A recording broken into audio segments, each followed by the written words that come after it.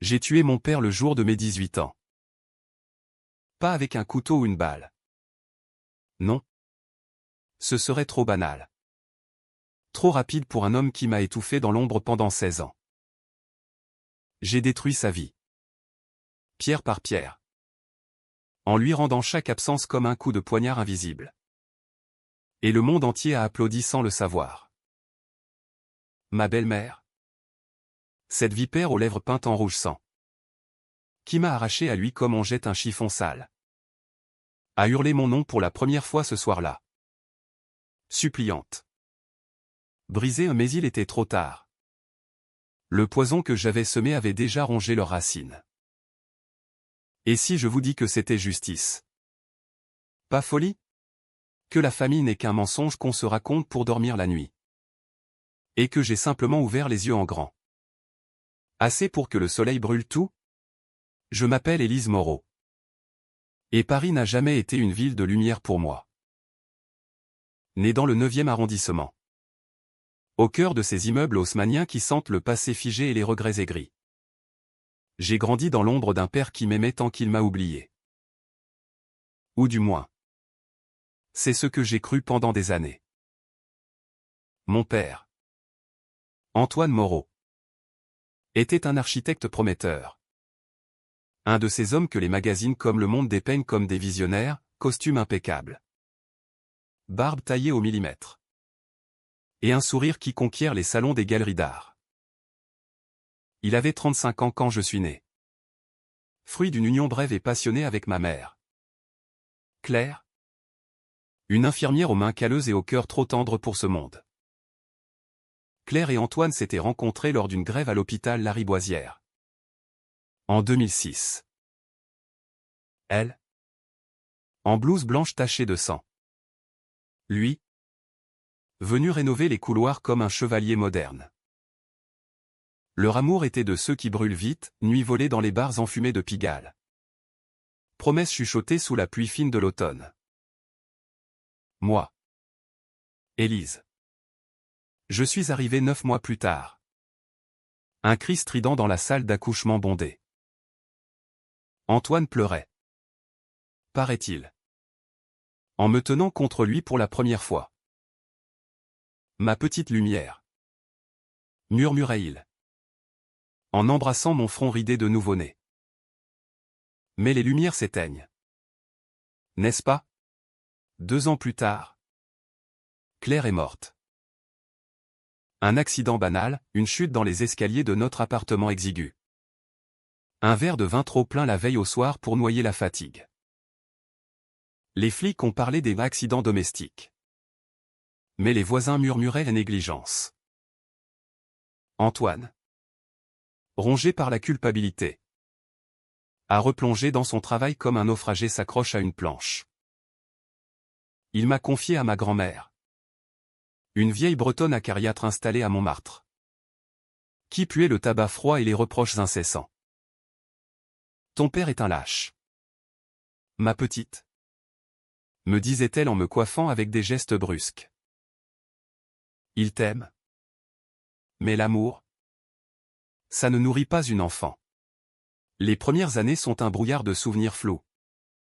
Comme ces photos jaunies qu'on trouve au fond d'un tiroir. Antoine passait une fois par mois. Toujours les dimanches pluvieux. Avec des cadeaux maladroits, une poupée aux yeux de verre qui me terrifiait. Ou un livre d'images sur les cathédrales qu'il dessinait. Il s'asseyait sur le canapé usé de mamie. Les mains tremblantes autour d'une tasse de thé qu'il ne buvait pas. Et me racontait des histoires de tours Eiffel en construction. De ponts qui enjambent la Seine comme des bras tendus vers l'avenir. Bientôt. Élise. On vivra ensemble. Juste toi et moi. Promettait-il. Ses yeux bleus fuyant vers la fenêtre. Mais bientôt on n'est jamais arrivé. À mes 6 ans. Il a rencontré Isabelle. Isabelle Laurent. 28 ans. Galeriste aux ongles manucurés et aux escarpins loup-boutin qui claquaient comme des coups de fouet sur le parquet des vernissages. Elle était tout ce que Claire n'avait pas été, sophistiquée. Ambitieuse. Un corps sculpté par des salles de sport du Marais et un rire qui faisait tourner les têtes. Ils se sont vus à une exposition sur Le Corbusier. Et en 3 mois, Antoine était conquis. C'est la femme de ma vie, m'a-t-il annoncé un soir. Au téléphone. Sa voix étouffée par la ligne. J'avais 7 ans. Et je ne comprenais pas pourquoi sa nouvelle ville n'incluait pas la petite fille qui l'attendait avec un dessin froissé dans la main. Isabelle haïssait les enfants. Pas ouvertement. Non, elle était trop polie pour ça. Trop parisienne pour avouer une faiblesse aussi vulgaire. Mais ses regards. Quand Antoine mentionnait mon nom, se durcissaient comme du béton frais. Une gamine? Avec tout ce que tu as à faire, soupirait-elle lors de leur dîner aux chandelles. Et Antoine? Cet homme faible que j'ai appris à mépriser. À céder. Pas d'un coup, mais goutte à goutte. Comme la pluie qui ronge les façades des immeubles.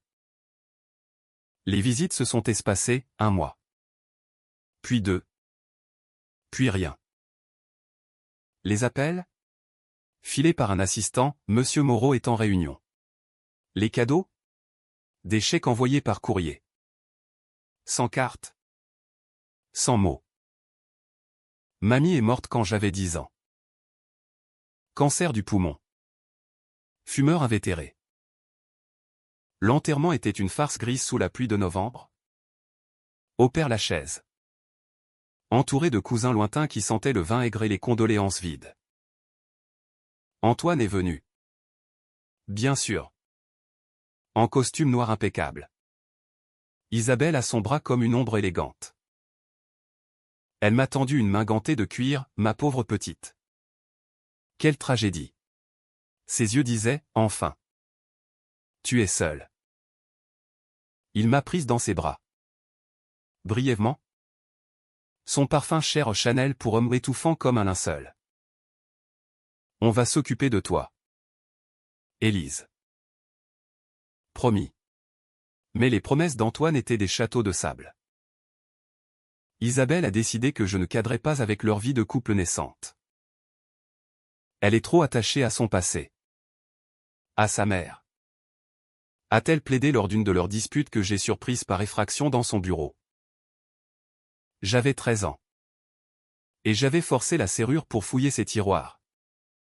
Cherchant des traces de l'homme qu'il avait été. Elle nous ralentira. Antoine. Pense à notre avenir, la galerie.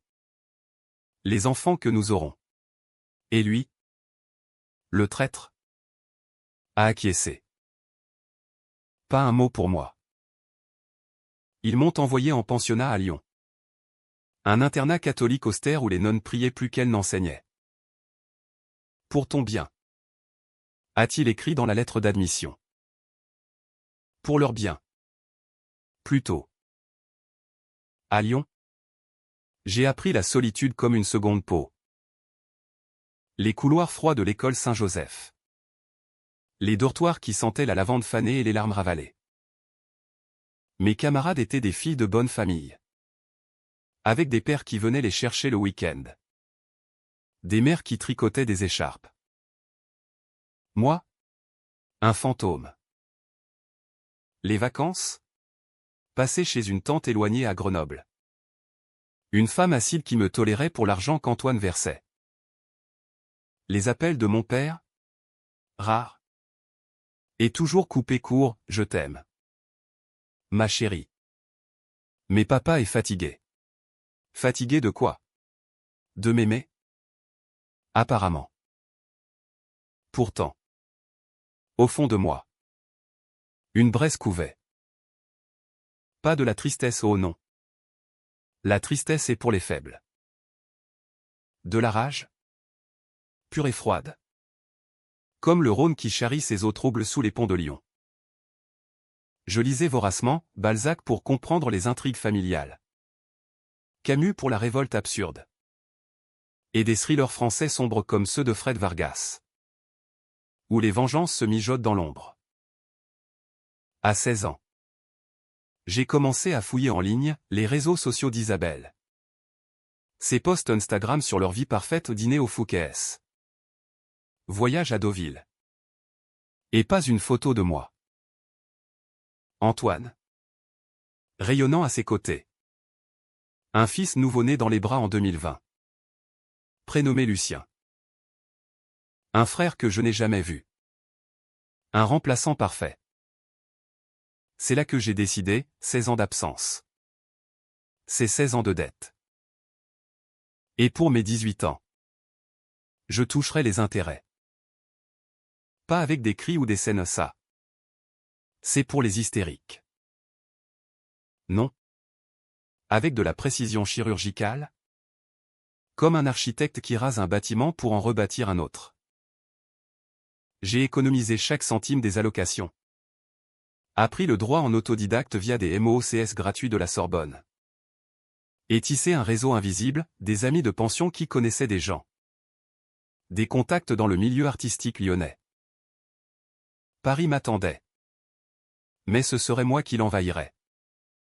Pas l'inverse. Le jour de mon anniversaire approchait. Le 15 juin 2025. Un vendredi ensoleillé où la Seine scintille comme un serpent d'or. J'avais un plan. Simple en surface. Mortel en profondeur. Inviter mon père et Isabelle à une réconciliation pour mes 18 ans. Un dîner dans un restaurant chic du 7e. Payé de mes économies. Mais ce ne serait pas un dîner. Ce serait un piège. Et quand ils s'assieraient. Souriant. Confiant dans leur impunité. Je lâcherais la première pierre, un dossier. Des preuves. Des mots qui fissureraient leur façade de marbre. Revenir à Paris après 11 ans d'exil lyonnais. C'était comme plonger une lame dans une plaie mal cicatrisée. La gare de Lyon. Ce monstre de verre et d'acier m'a avalé un matin de mai. Mon sac à dos usé contre l'épaule. Le cœur battant au rythme des TGV qui filaient vers des destinations anonymes. J'avais 17 ans et demi. Majeur depuis peu pour les formalités administratives. Mais mineur dans l'âme, une âme forgée dans le feu de l'abandon. L'air parisien. Chargé d'odeurs de croissants brûlés et d'essence. M'a frappé comme un uppercut. Je n'avais pas prévenu Antoine. Pourquoi l'aurais-je fait? Il avait son numéro gravé sur mon téléphone. Mais je n'appelais jamais. À la place. J'ai loué une chambre de bonne sous les toits du 18e. Près de la butte Montmartre. Pour 600 € par mois, un placard à balai avec vue sur les câbles électriques et les pigeons obèses. Mon premier acte de rébellion fut anodin. Presque poétique, j'ai arpenté les rues que mon père avait conçues. Ses projets. Je les connaissais par cœur. Grâce aux coupures de presse que mamie avait conservées dans une boîte à chaussures. Le réaménagement du jardin des Tuileries en 2015. Où il avait planté des ifs taillés comme des sentinelles, la rénovation du pont des Arts. Débarrasser des cadenas d'amour pour redevenir un passage hanté par les fantômes des promesses brisées. Je marchais là. Incognito dans la foule des touristes. Et je murmurais pour moi-même, c'est moi qui te hantrais. Maintenant. Les passants me prenaient pour une étudiante rêveuse. Avec mes jeans délavés et mes baskets Converse éraflées. Mais sous la surface. J'étais une tempête en gestation. J'ai trouvé un boulot de serveuse dans un bistrot du Marais. Le Petit Zinc. Un de ces endroits où les bobos sirotent des vins nature en discutant blockchain. Mon patron. Un ancien rugbyman lyonnais nommé Marc. M'a engagé sur un coup de tête, t'as l'air d'une qui s'est encaissé les coups. Et j'en encaissais, des commandes hurlées. Des pourboires mesquins. Des mains baladeuses repoussées d'un regard d'acier. Les nuits. Je rentrais fourbu. Allumais mon ordinateur portable d'occasion à un reliquat de l'internat et je creusais. Google. LinkedIn. Les registres publics, tout sur Antoine et Isabelle. Antoine avait gravi les échelons. Directeur adjoint chez Atelier Jean Nouvel maintenant. Impliqué dans le Grand Paris Express. Ces lignes de métro qui devaient relier les banlieues oubliées au cœur pulsant de la capitale. Ironie du sort, lui qui m'avait relégué en province. Creusait maintenant des tunnels pour réunir les gens. Isabelle, elle, avait transformé sa galerie en empire, Laurent Contemporain. Spécialisé dans l'art urbain. Avec des expositions qui attiraient les collectionneurs qataris et les critiques du Figaro. Il vivait dans un hôtel particulier du VE arrondissement. Rue des Écoles. Un bijou du XVIIe siècle rénové par... Qui d'autre? Antoine lui-même. 3 enfants maintenant, Lucien. 8 ans. Le prince héritier, Camille. 5. La poupée blonde et le bébé. Théo. 2 ans. Encore en couche. Mais les fissures étaient là. Si on savait regarder. Sur les réseaux. Isabelle postait des photos idylliques. Mais les commentaires d'amis intimes laissaient filtrer des plaintes, le boulot d'Antoine le tue à petit feu. Les nuits blanches avec Théo. Et Antoine? Son profil LinkedIn. C'est comme un CV de cadre. Masquer une dépression larvée. J'ai trouvé un article dans le Canard enchaîné de 2023, rumeur de Burnou. Un projet avorté à la Défense qui avait coûté des millions. Parfait. La vengeance ne frappe pas à l'aveugle, elle vise les faiblesses. Comme un scalpel dans la chair tendre. J'ai commencé par le contact indirect. Une lettre manuscrite. Envoyée à leur adresse, je l'avais obtenue via un service en ligne de traçage postal. 20 € bien dépensés. Cher papa. Je serai à Paris pour mes études. Pourrais-tu m'accorder un dîner? Ton Élise. Pas de reproches. Pas d'accusation. Juste une olive tendue. Sa réponse est arrivée 3 jours plus tard. Par email, ma chérie. Quelle joie. Bien sûr. Le 15 juin. Autour d'argent. Isabelle et les enfants seront ravis. Bisous. Papa. Ravi? Les enfants ne me connaissaient même pas. Mais le hameçon était avalé. En attendant. J'ai tissé ma toile. Ave le petit zinc. J'ai sympathisé avec une cliente régulière. Sophie. Une avocate pénaliste aux cheveux roux et au franc-parler qui me rappelait Claire. T'as un regard de louve. Toi. M'a-t-elle dit un soir. Après 3 verres de chardonnay. Je lui ai confié une version édulcorée, père absent. Belle-mère toxique. Elle a ri. Amère, les familles françaises.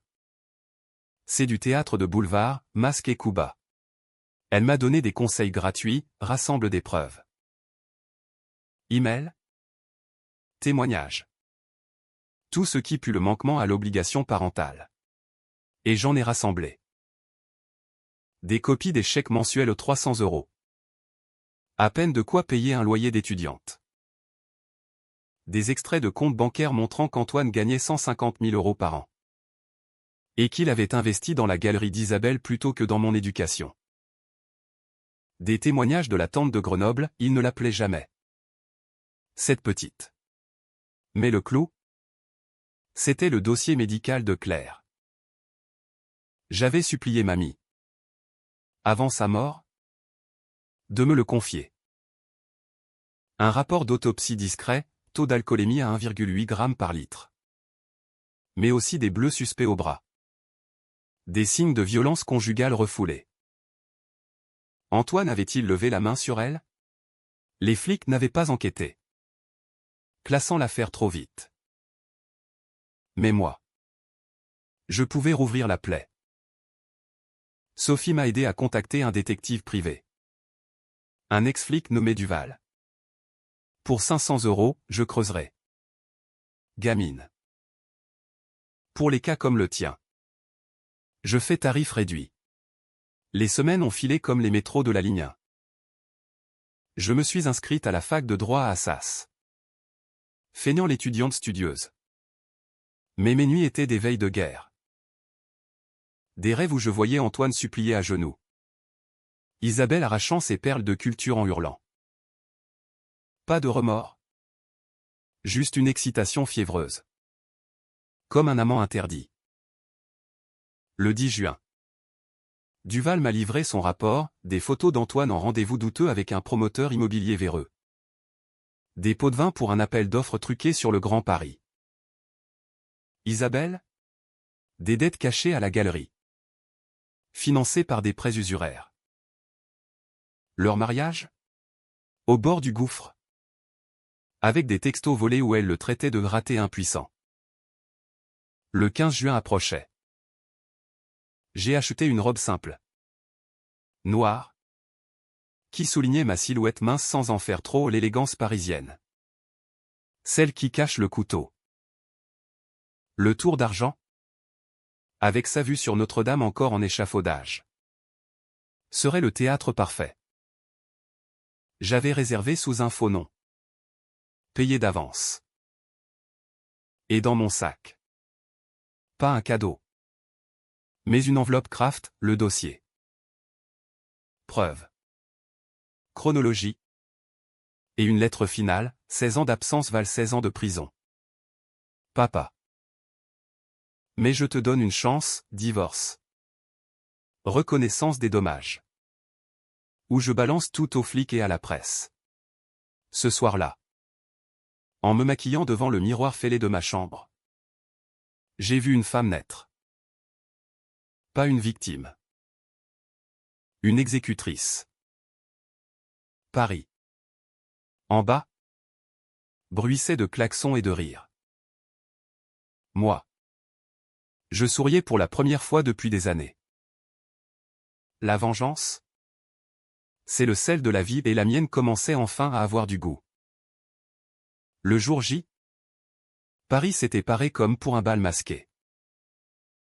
Un soleil de juin implacable cognait sur les pavés du quai de la Tournelle. Faisant miroiter la Seine comme un ruban d'argent fondu. J'étais arrivé en avance au Tour d'Argent. Ce sanctuaire gastronomique perché au-dessus du fleuve. Où les canards laqués se vendent plus cher que l'âme d'un homme honnête. La serveuse. Une jeune bretonne aux joues roses. M'a guidé vers une table d'angle. Avec vue sur les tours de la cathédrale en restauration à un symbole involontaire, même les icônes tombent. Et on les rebâtit plus solides. J'ai commandé un verre d'eau gazeuse. Les bulles crépitant comme des nerfs à vif. Et j'ai attendu. Le dossier posé discrètement sur mes genoux comme un amant clandestin. Antoine est arrivé le premier. À 19h45 précise ponctualité d'architecte. Il avait vieilli, les tempes grisonnantes. Des rides d'inquiétude creusant son front comme des fissures dans un plancher pourri. Costume bleu marine. Cravate Hermès assouplie par l'usure. Et ce parfum Chanel qui m'a ramené en enfance. Un mélange de bois de santal et de trahison. Élise. Mon Dieu. Comme tu as grandi, s'est-il exclamé. En m'embrassant sur les deux joues. Ses lèvres sèches effleurant ma peau. Ses yeux. Ces mêmes yeux bleus qui m'avaient un jour appelé lumière. Balayaient maintenant ma silhouette avec un mélange de fierté maladroite et de gêne. Il s'est assis. Tripotant le menu comme un gamin pris en faute. Tu es magnifique.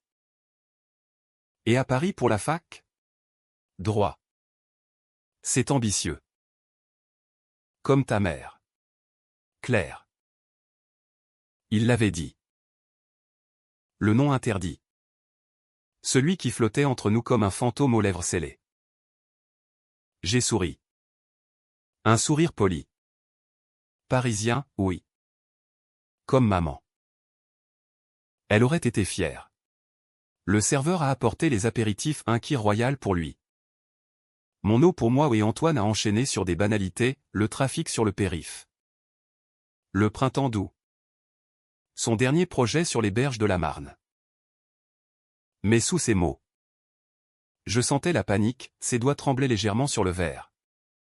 Ses regards fuyant vers la porte. Isabelle tardait. Et chaque minute creusait le silence. Elle est arrivée à 20h10. Dans un nuage de parfum Dior et de retard impérial. Isabelle Laurent Moreau. 42 ans maintenant. Toujours sculpturale. Avec une robe fourreau vert émeraude qui épousait ses courbes comme une seconde peau. Ses cheveux blonds coupés au carré parfait. Maquillage impeccable, eyeliner ailé comme une flèche prête à tirer. Élise. Darling. Quel plaisir inattendu. Sa voix était miel empoisonné. Avec cet accent du sud-ouest qu'elle masquait sous des intonations chics. Elle m'a erquissé. Ses lèvres frôlant l'air à 10 centimètres de mes joues. Et s'est assise en face de moi. Croisant les jambes avec grâce.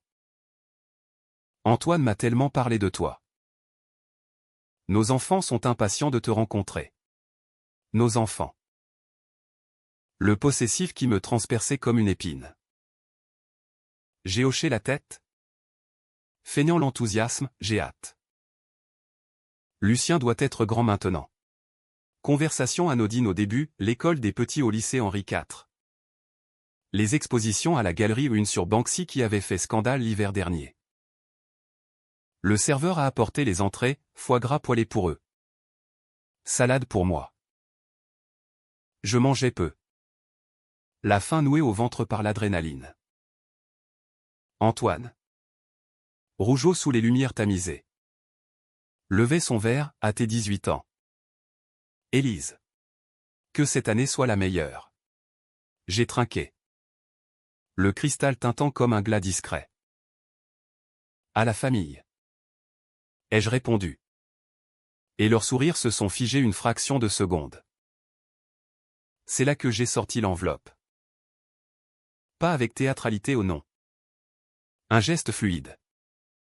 Comme si je tendais une carte de visite. Papa. Avant qu'on commande le plat. J'ai quelque chose pour toi. Il a froncé les sourcils. Intrigué. Et l'a ouverte. Isabelle. Curieuse. S'est penchée. Les premières pages, chronologie de mes 16 ans. Date des visites manquées. Montant des chèques 300 € par mois. Alors que tu gagnais 120 000 en 2010. Puis les témoignages, lettres de la tante. Extrait de l'internat. Antoine pâlissait. Ses lèvres remuant sans son. Élise. Qu'est-ce que... Attends. Ai-je coupé? Voix calme comme la scène en crue. Ce n'est que le début. Page suivante, le rapport Duval. Photo floue d'Antoine serrant la main d'un promoteur louche dans un café de Bastille. Chèque signé à des sociétés écrans. Pot de vin pour le contrat Marne. 2023. 150 000 € détournés. Isabelle a étouffé un hoquet. Sa fourchette tombant sur la porcelaine avec un claquement sec. C'est absurde. Qui a fabriqué ces mensonges? Des faits? Isabelle. Pas des mensonges. J'ai tourné la page, c'est dette. Facture de la galerie. Prêt à 12% d'intérêt chez des usuriers italiens basés à Nice. Laurent contemporain au bord de la faillite. Financé par les économies familiales. Et Lucien? Son école privée payée avec quoi? Elle s'est redressée. Yeux étincelants de rage, comment oses-tu? Tu n'es qu'une gamine rancunière. Antoine. Dis-lui d'arrêter cette folie. Mais Antoine était muet. Le visage cireux. Fixant les preuves comme si elles étaient des fantômes sortis de son passé. J'ai poursuivi. Voix basse. Intime, 16 ans. Papa. 16 ans où tu m'as laissé pourrir en pension pendant que tu construisais ton empire. Mamie morte seule. Ma mère. J'ai hésité. Puis lâché, le rapport d'autopsie. 1,8 g. Mais des bleus. Tu la frappais.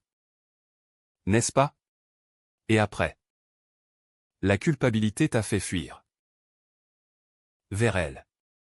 J'ai pointé Isabelle du menton. Elle t'a aidé à m'oublier. Mais moi. Je n'oublie pas. Le restaurant semblait rétréci. Les murmures des autres tables un bourdonnement lointain. Isabelle? Livide. A attrapé le dossier, c'est du chantage. On appelle la police. J'ai ri. Un rire sec.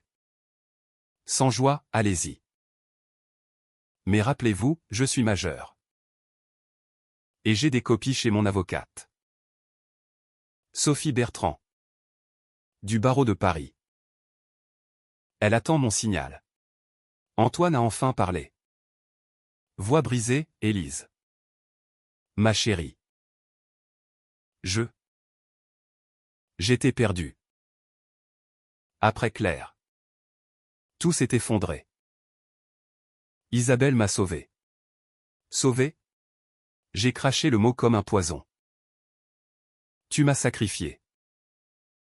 Pour sa galerie. Pour ses enfants parfaits.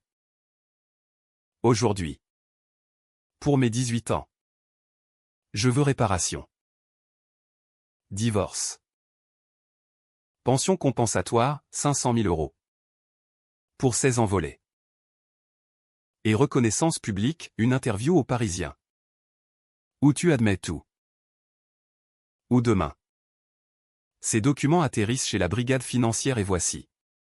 Isabelle s'est levée d'un bond, renversant son verre vin rouge coulant comme du sang sur la nappe blanche. Espèce de petite salope. Tu vas détruire ta famille pour. Pourquoi? De la haine? Ses yeux lançaient des éclairs. Mais sous la fureur. Je voyais la peur, la galerie. Son empire de verre filant. Ses enfants orphelins de luxe. Antoine. Lui. S'est affaissé. Tête entre les mains, qu'est-ce que j'ai fait? J'ai payé l'addition aux 250 €. Cash oui, je me suis levé. Réfléchissez. Vous avez jusqu'à minuit pour signer les papiers que je vous envoie par mail. Sinon, le monde saura qui vous êtes vraiment. Dehors. L'air frais de la nuit m'a enveloppé comme un manteau. J'ai marché le long de la Seine. Les lumières des bateaux-mouches dansant sur l'eau. Et pour la première fois, j'ai pleuré. Pas de tristesse. De libération. La première pierre était tombée. Et l'avalanche suivrait. Mais la nuit n'était pas finie. À 23 heures. Un appel, numéro inconnu. Élise? C'est papa. Viens à la maison. On parle. Piège ou capitulation? J'ai pris un Uber. Le cœur cognant. Rue des Écoles. L'hôtel particulier brillait comme un joyau sombre. Isabelle m'a ouvert. Visage de marbre, entre. Mais souviens-toi, ce n'est pas fini. À l'intérieur. Antoine attendait dans le salon. Un verre de whisky à la main. Les enfants couchés à l'étage. Assieds-toi. Élise. Écoutons-nous. La confrontation a duré des heures. Cris étouffés. Confessions arrachées, oui. Il avait frappé Claire une fois. Ivre de jalousie, oui. Isabelle l'avait manipulé pour m'éloigner, non? Il ne divorcerait pas. On va payer.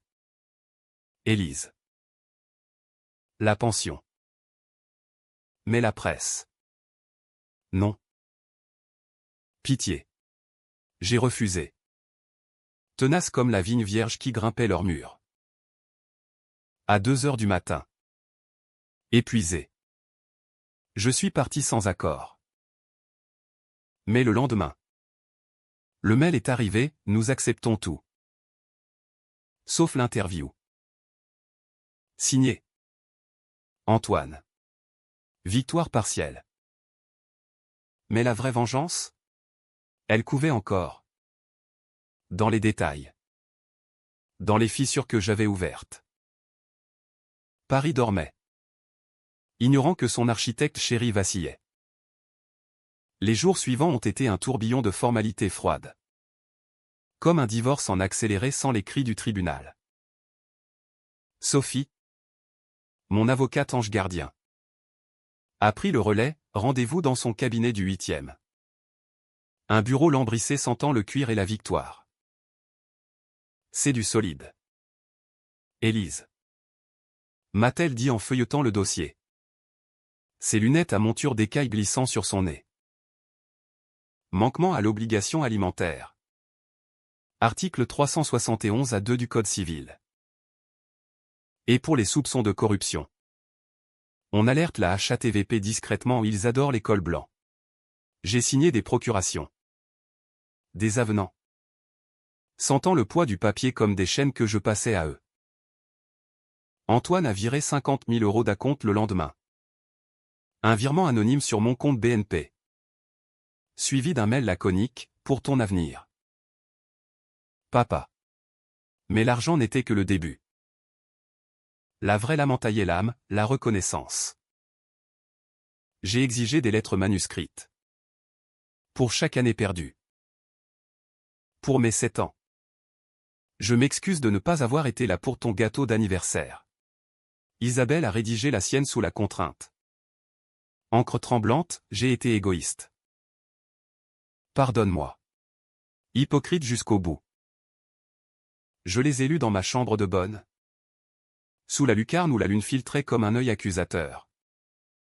Et j'ai ri un rire qui cognait contre les murs minces. Réveillant peut-être les voisins. Pardon? Trop tard.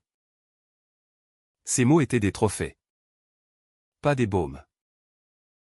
Pourtant. La rage n'était pas apaisée.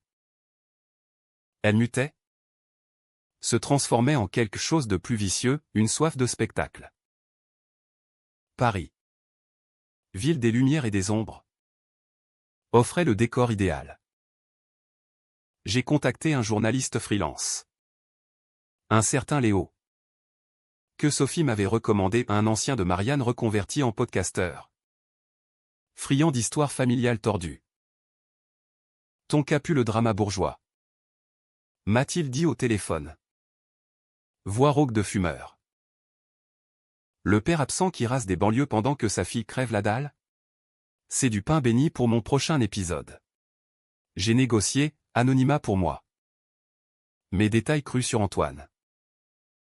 Pas les pots de vin, ça. C'était ma carte maîtresse mais l'abandon.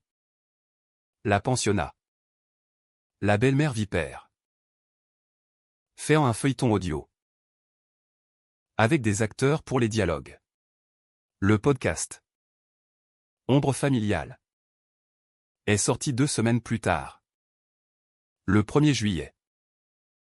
J'ai écouté l'épisode pilote seul. Dans les écouteurs qui isolaient le monde.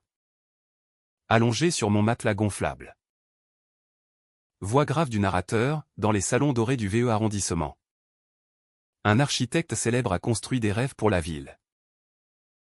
Mais a démoli sa propre fille. Puis.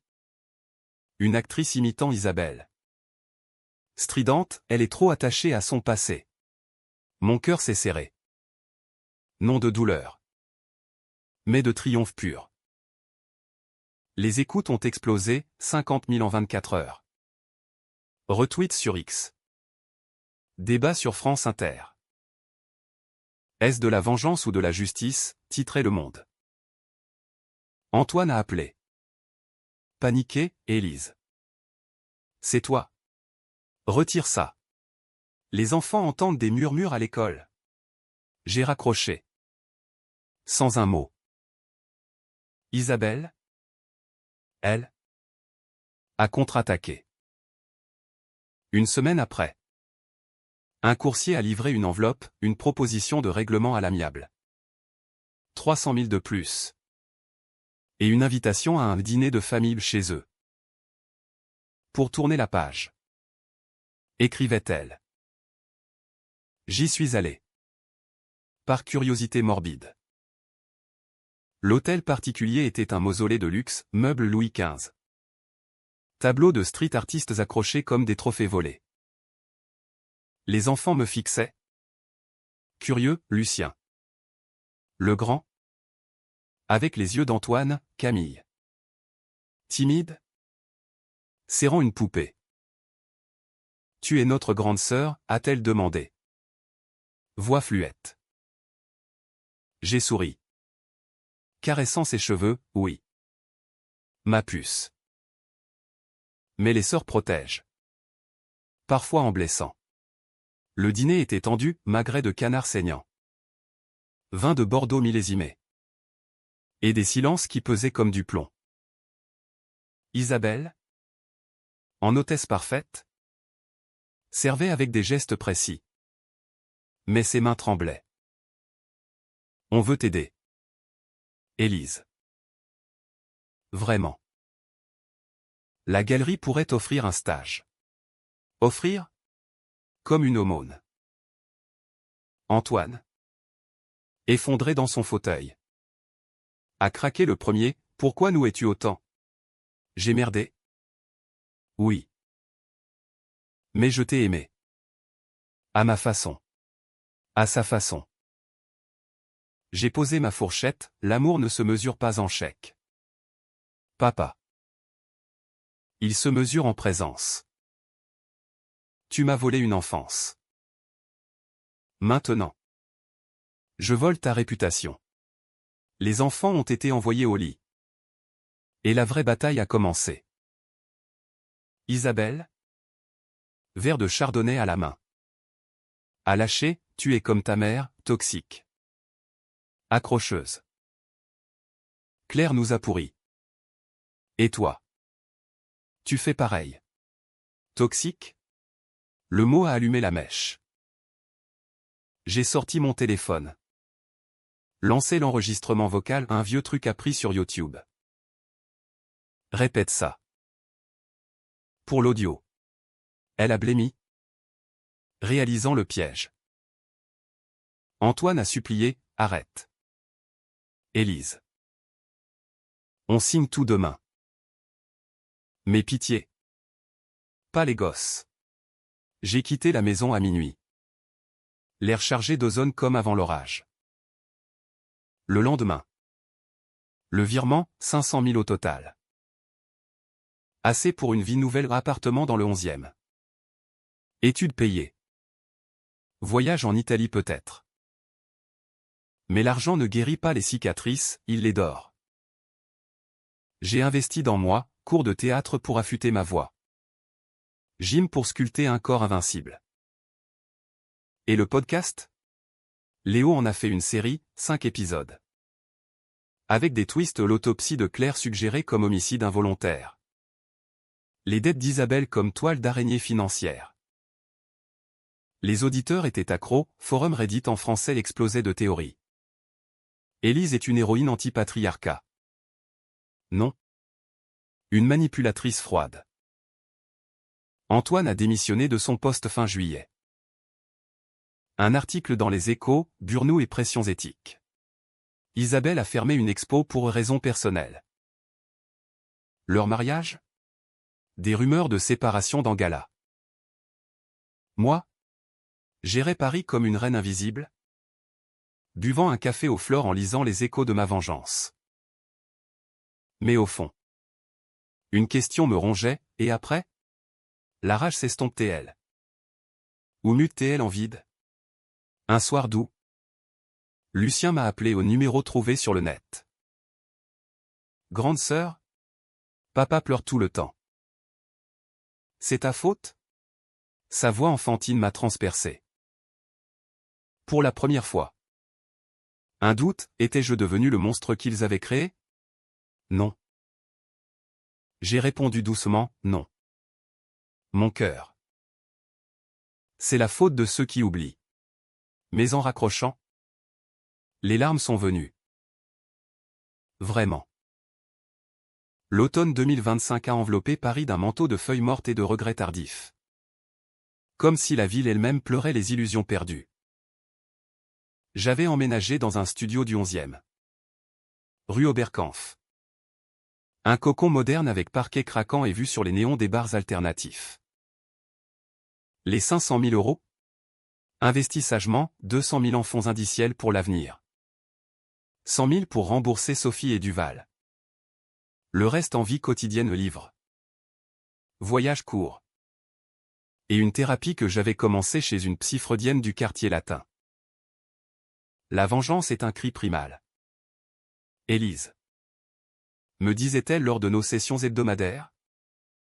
Son bureau tapissé de Freud et Lacan. Mais qu'est-ce qu'elle dit de vous? Je haussais les épaules, qu'elle est libre. Libre? Pas tout à fait. Les échos de ma tempête me poursuivaient.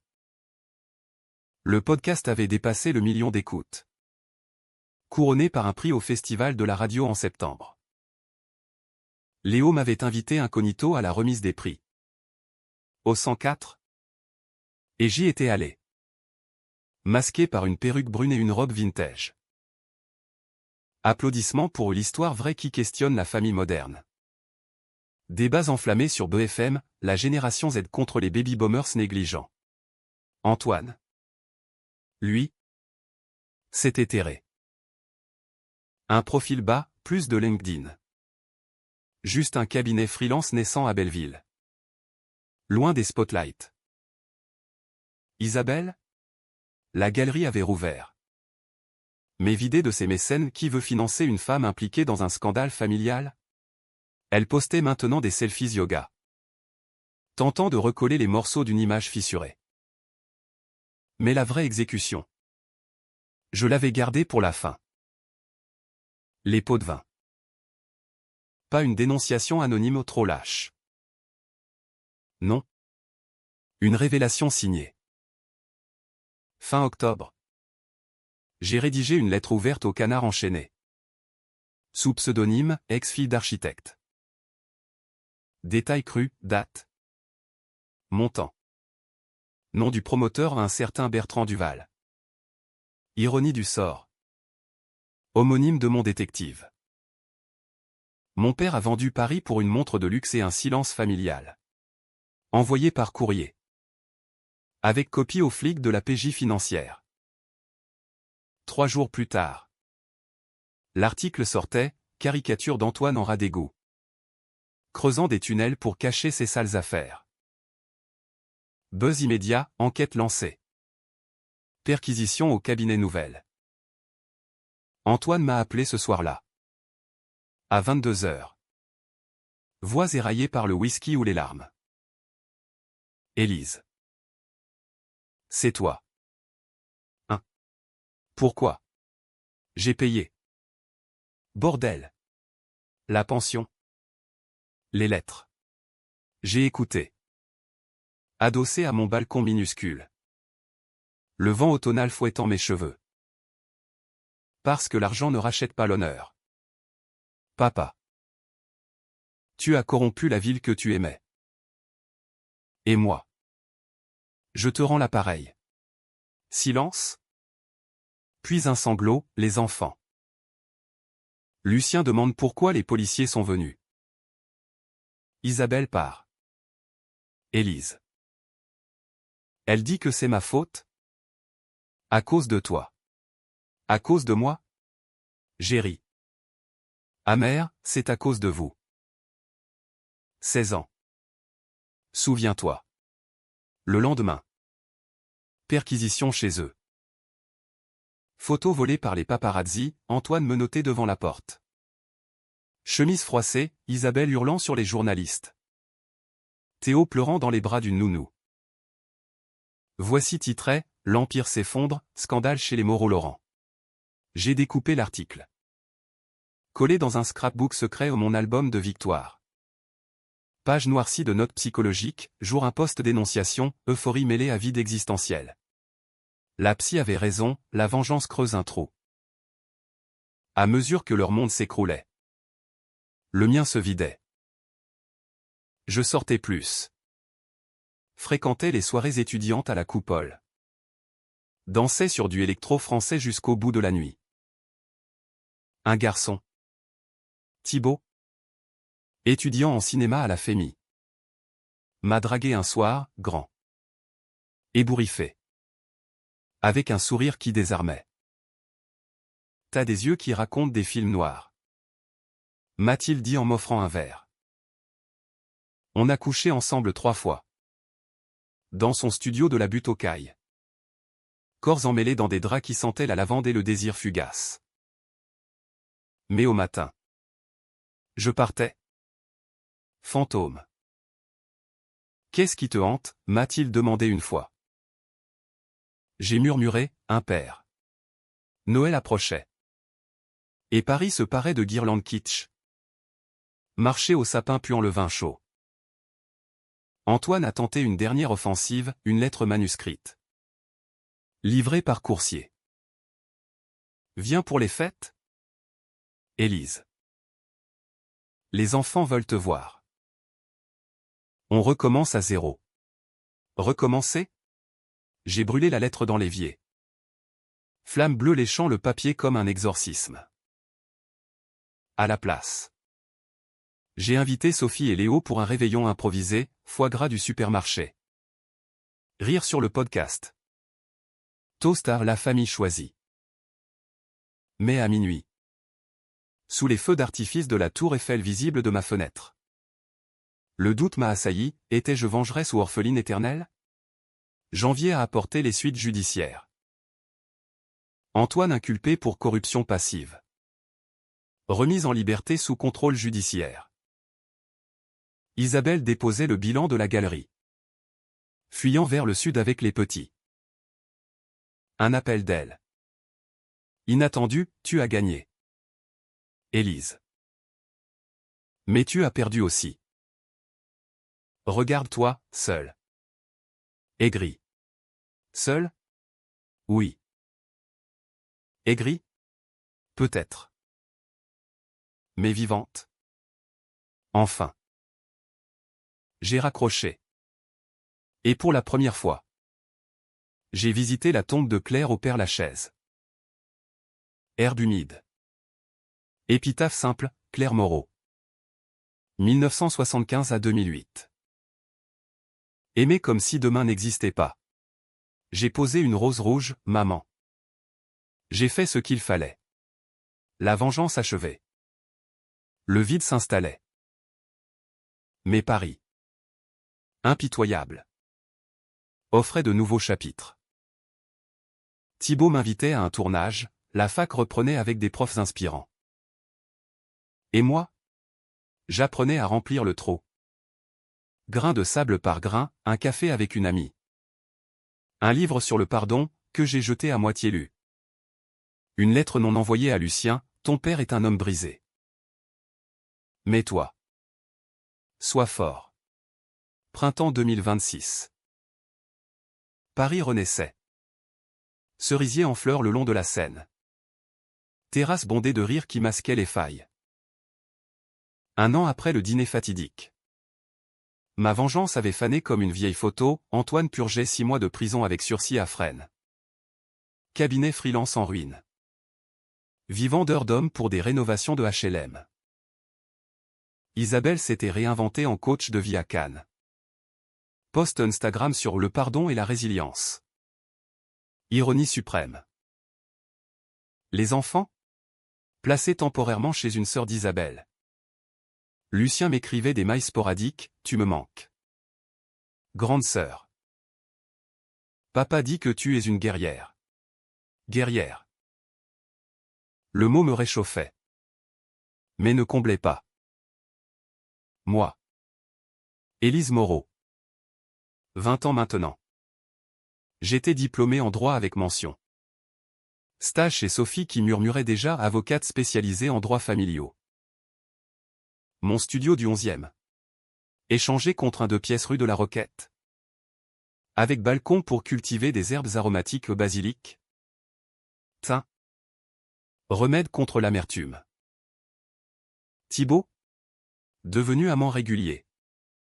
Nos nuits un mélange de tendresse et de silence complice. Raconte-moi ton film noir. Me demandait-il après l'amour. Doigt traçant des plans sur ma peau. Je racontais. Par bribes, l'abandon. La rage. La chute. Il écoutait. Sans juger. Et m'embrassait le front, t'es pas un personnage.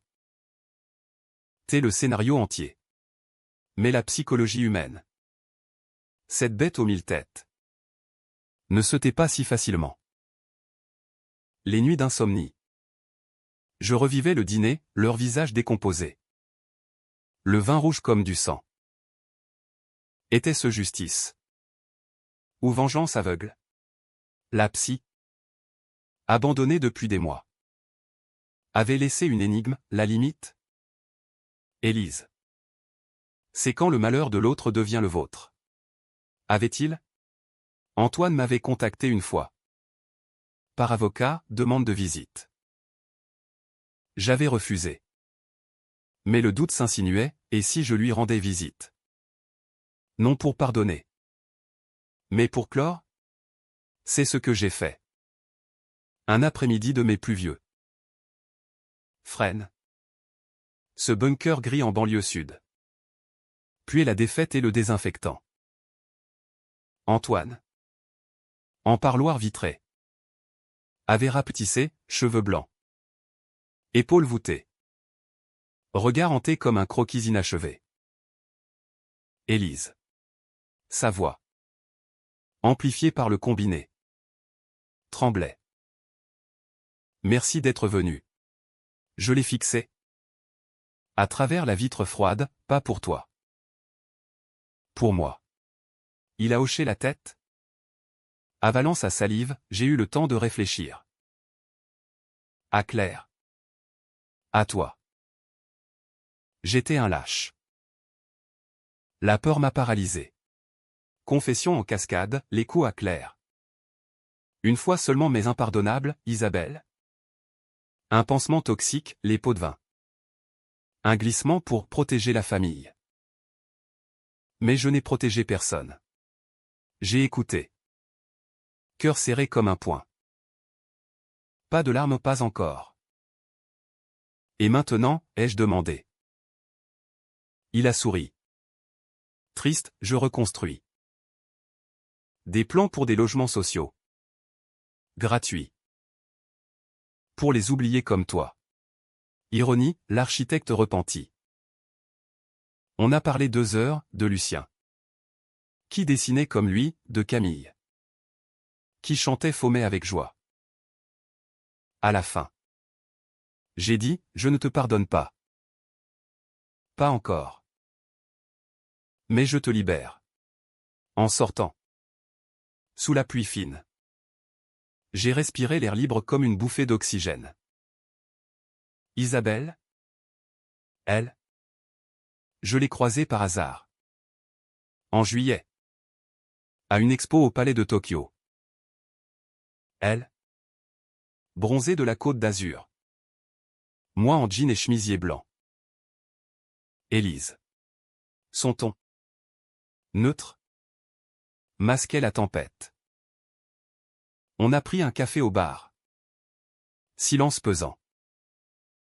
J'ai divorcé. A-t-elle lâché? Les enfants avec moi la moitié du temps. Antoine. Il est brisé. Mais il s'accroche. J'ai hoché la tête, comme moi. Pas d'excuse où elle n'était pas ce genre. Mais un aveu, j'ai été monstrueuse. Peur de l'ombre de Claire. On s'est quitté sans embrassade. Mais avec un numéro échangé. Pour les enfants? Peut-être.